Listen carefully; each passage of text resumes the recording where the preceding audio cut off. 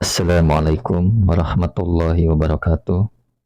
Alhamdulillahirabbil alamin. Allahumma shalli wa sallim ala sayyidina Muhammadin. Teman dan sahabat semuanya yang dimuliakan oleh Allah Subhanahu wa taala. Kita melanjutkan kajian kita di dalam kitab Fathul Mu'in, masih di dalam pembahasan macam-macam salat sunnah, dan ini pembahasan terakhir dari bab ini. Qala al-musannifu rahimallahu ta'ala nafa'anallahu bihi wa bi'ulumihi fi darani amin. Faidatun ay hadhihi faidatun.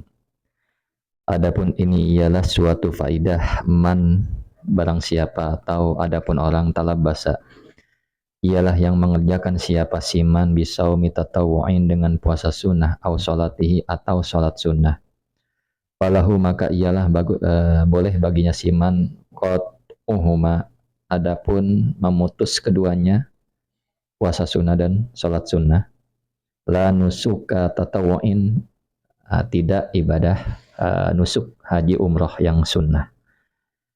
Jadi seseorang itu boleh membatalkan puasa sunnah dan sholat sunnahnya ya di tengah-tengah.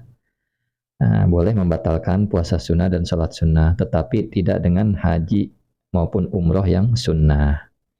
Jadi kalau haji yang pertama itu wajib ya, tapi haji kedua, ketiga, keempat dan seterusnya adalah sunnah.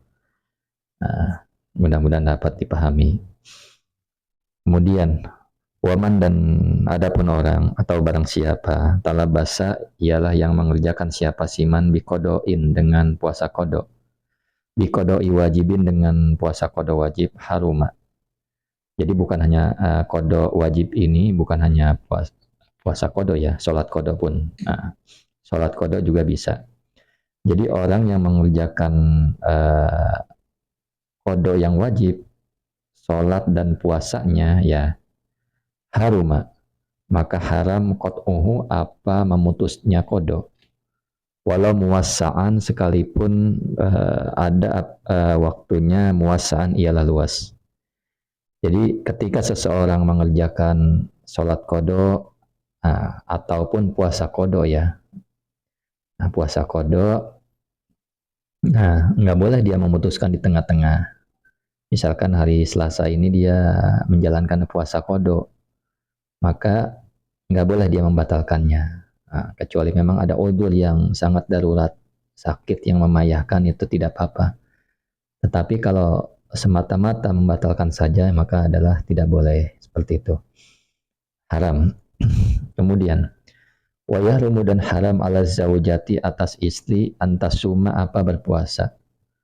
Tatawuan akan puasa sunnah, au kodoan atau puasa kodo, muasaan yang luas waktunya, wajau juhadan, adapun hal dalam keadaan suaminya hadirun ialah hadir atau ada di rumah, illa biidnihi, kecuali dengan izinnya suami, au ilmi ridohu, atau diketahui ridhonya suami. Jadi bagi seorang istri haram berpuasa sunnah atau puasa kodok yang memang masih luas waktunya ketika suaminya ada di rumah, kecuali suaminya mengizinkan atau diketahui suaminya pasti ridho atas puasa sunnahnya istri. Seperti itu ya. Jadi ketika suami ada di rumah, nggak boleh tuh istri main puasa saja, harus minta izin suaminya.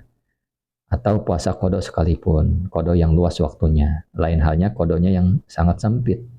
Misalkan besoknya Ramadan, sekarang sudah terakhir di bulan Sya'ban ya. Boleh tuh walaupun tanpa izin. Ini masalahnya berbeda. Ini kondisi normal, dia tidak boleh. Si istri berpuasa tanpa izin suami. Tatimmatun ay hadihi tatimmatun, adapun ini ialah sebuah pelengkap. Yahrumu haram as-saumu apa puasa fi ayamit tasyrik, di hari-hari tasyrik. 11, 12, 13 Dzulhijjah ya, wal aidaini, dan 2 hari raya, Idul Fitri dan Idul Adha. Jadi nggak boleh, haram seseorang berpuasa di hari tasyrik atau 2 hari raya. Ini udah maklum ya. Wa kadza, dan ialah juga haram yaumus syak, adapun hari keraguan, li ghairi wirdin, bagi selain orang yang rutin puasa, artinya bagi selain wiridnya orang itu. Jadi gini maksudnya, seseorang haram berpuasa di hari keraguan. Wahwa adapun hari keraguan itu yaumus salasi Sya'ban, hari ke-30 bulan Sya'ban. Jadi hari keraguan itu adalah 30 bulan Sya'ban. Seseorang haram berpuasa kecuali memang ia telah terbiasa berpuasa. Nah, maka nggak apa-apa dia berpuasa pada hari Syak. Misalkan hari Senin ini hari Syak, tanggal 30 bulan Sya'ban. Selasanya udah ya hari keraguan tanggal hari Senin ini. Maka ketika dia sudah terbiasa berpuasa, emang rutinitas dia berpuasa sunnah Senin Kamis, maka nggak apa-apa dia berpuasa. Wa qad sya'a, dan sungguh telah tersebar al-khobaru apa berita. Bainan nasi di antara manusia biru ayatil hilali dengan melihatnya hilal. Walam yasbut, dan tidak tetap apa hilal. Jadi gini. Jadi 30 bulan Sya'ban ini kan hari keraguan, dan berita dari manusia itu telah tersebar dengan ada mungkin yang melihat hilal, tetapi belum ditetapkan oleh pemerintah. Nah, ini adalah hari syak ya. Nah,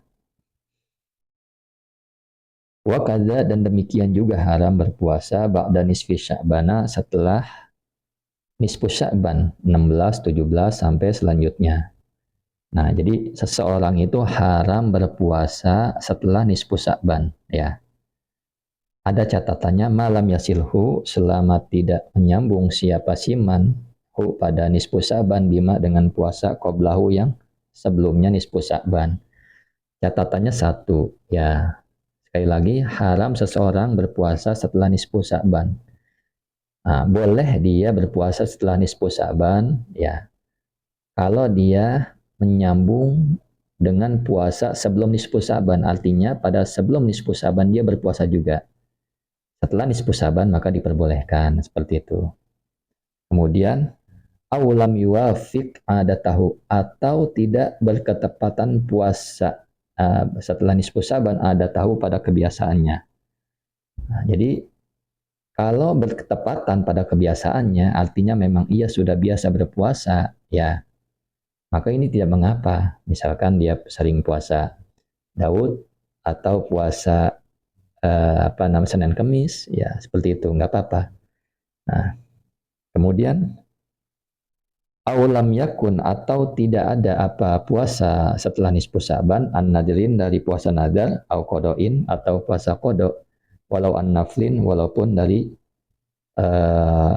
puasa sunnah. Jadi sekalipun kodok puasa sunnah maksudnya. Jadi ada 3 catatan ya. Sekali lagi, seseorang ini haram berpuasa setelah nisfu Sya'ban. Yang pertama ya, nah, jadi maksudnya haramnya nggak mutlak. Ada catatan ia boleh puasa setelah nisfu Sya'ban. Catatan yang pertama adalah ketika dia menyambung sebelumnya. Sebelum nisfu Sya'ban dia berpuasa juga. Catatan yang kedua, puasanya itu setelah nisfu Sya'ban, puasa kebiasaannya, Senin Kamis atau puasa Daud, boleh. Atau yang ketiga, ya puasanya adalah yang ia boleh berpuasa di setelah nisfu Sya'ban, puasa nadar, puasa qada, artinya puasa wajib. Jenis puasa wajib ini dua-duanya. Qada Ramadan atau puasa nadar yang ia kerjakan setelah nisfu Sya'ban, walaupun qadanya qada puasa sunnah, ini diperbolehkan. Namun ketika setelah nisfu Sya'ban dia memulai puasa sunnah, maka ini adalah yang diharamkan. Seperti itu. Jadi di dalam mazhab Syafi'i tentunya ada 2 pendapat tentang berpuasa setelah nisfu Sya'ban. Ada yang mengatakan haram, ada yang mengatakan makruh. Namun jumhur ulama tentunya mengatakan itu ya boleh-boleh saja ya. Ya itu saja yang dapat disampaikan. Jadi hemat kami adalah ya, pada saat ini kita belajar Fathul Mu'in, maka ya amalkan yang kita telah pelajari, yaitu jangan memulai puasa sunnah pada setelah nisfu Sya'ban. Syukran ala ihtimamikum. Assalamualaikum warahmatullahi wabarakatuh.